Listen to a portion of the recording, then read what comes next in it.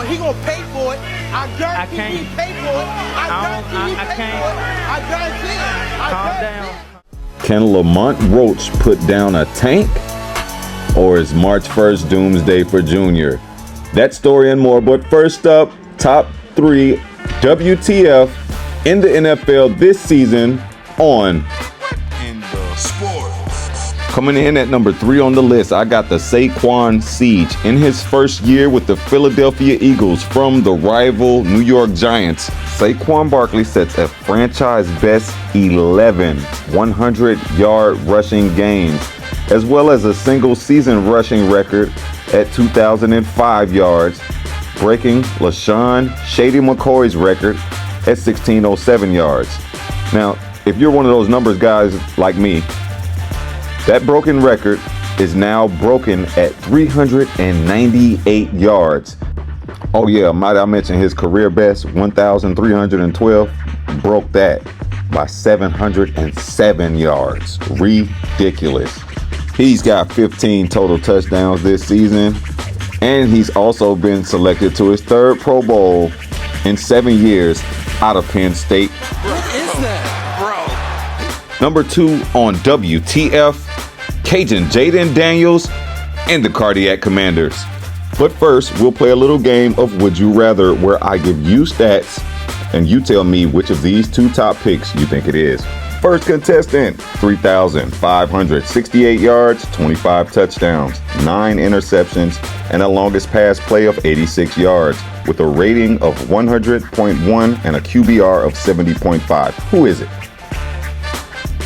All right.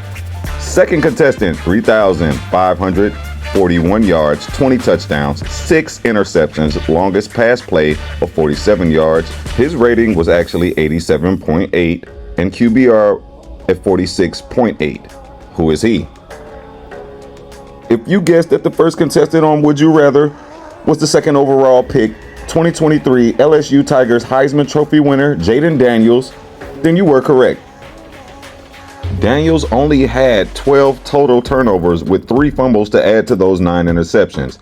148 carries for a rookie record 891 yards, beating Robert Griffin III's previous set record at 815 yards. He had an average of 6 yards a carry, 6 total touchdowns, and a longest rush of 46 yards. Now, Caleb Williams had 81 carries, 489 yards, 6 average yards on each carry, no touchdowns rushing, and a longest rush of 24 yards. 6 fumbles. Losing 2 of those fumbles gives him a total of only 8 turnovers, 1 less than Jaden Daniels. In his first year, Jaden Daniels has managed to become the rookie record holder for completion percentage at 69%, elevating the Washington Commanders from a 4-win season last year to a 12-5 season this year, also giving them 2 back-to-back postseason road wins. That's a first in their franchise history. Be fast, bro.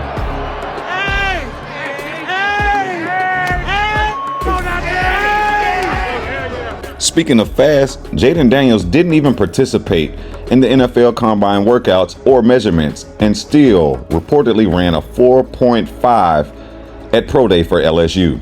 Don't have to wait around to see Kirk Cousins, who makes his return to Minneapolis, coming off probably the worst 3-game stretch of his career, trying to get back on track today. I was actually getting a hot dog, and whenever I got the call, I wasn't hungry no more. So. A $180 million 4-year hole. That's exactly what the Falcons found themselves in. Leading the league in interceptions and tied for most fumbles, the Atlanta Falcons turned to Michael Penix Jr. in Week 16. Penix was the 8th overall pick of the Atlanta Falcons in the 2024 season, right after signing Kirk Cousins to a $100 million guaranteed contract, which dumbfounded fans like myself, GMs, and owners alike, and placing them at number 1 on my WTF list. The Falcons reportedly fired defensive coordinator Jimmy Lake and defensive line coach Jay Rodgers. Kirk Cousins could be next. What in the sports? I'ma be his. Can't do shit with. For real. Y'all better be quiet. It's gonna be Lamont Roach Jr. versus Tank Davis, March 1st. Who you got? Roach Jr. is the pride of Washington, D.C. and current WBA super featherweight champion with his split decision win in Vegas over Hector Garcia in 2023. He already has one successful title defense in 2024 with an 8-round TKO of Fergal McCrory. He'll be moving up one weight class to fight Tank in 2025 on March 1st.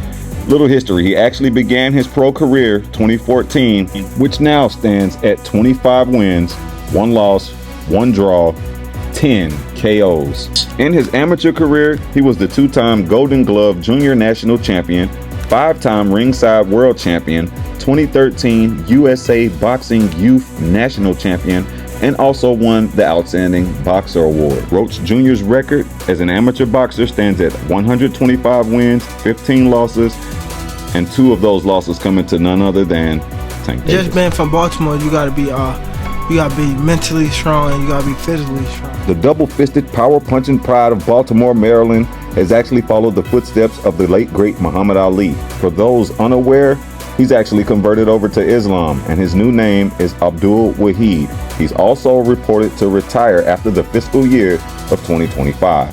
Wahid has claimed 5 titles across 3 divisions, retaining his title in notable fights such as the Rolando Romero fight in the year of 2022, where he knocked him out in the 6th round, the Hector Garcia fight, where he was actually stopped by his corner in the 8th round, where he reported to his own corner that he had succumbed to the body shots of Tank Davis and could no longer continue.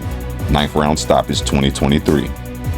The Ryan Garcia fight, where I guess he called himself avenging Hector Garcia and got himself knocked out in the 7th round. Same year, same story, get out of here. And his latest fight that we saw him in against Frank the Ghost Martin in 2024, he actually knocked him out as well in the 8th round of that fight. Now, Abdul Wahid, or Tank Davis, however you know him, began this professional career in ridiculous streak of 30-0, 28 KOs at the age of 18 years old in 2013. Within his amateur career, he was the 2012 National Golden Glove Champion, 3 straight National Silver Gloves, and also won 2 National Junior Olympic gold medals. With an amateur record of 206 wins, 15 losses, and 2 of those losses coming to none other than the pride of Glendora, California, Joey Gonzalez. Now, those 206 wins as an amateur is actually 81 more wins than his March 1st opponent had as an amateur, that he's also beaten twice himself. Now, if he doesn't want these same results now as a professional fighter, Abdul and I both agree.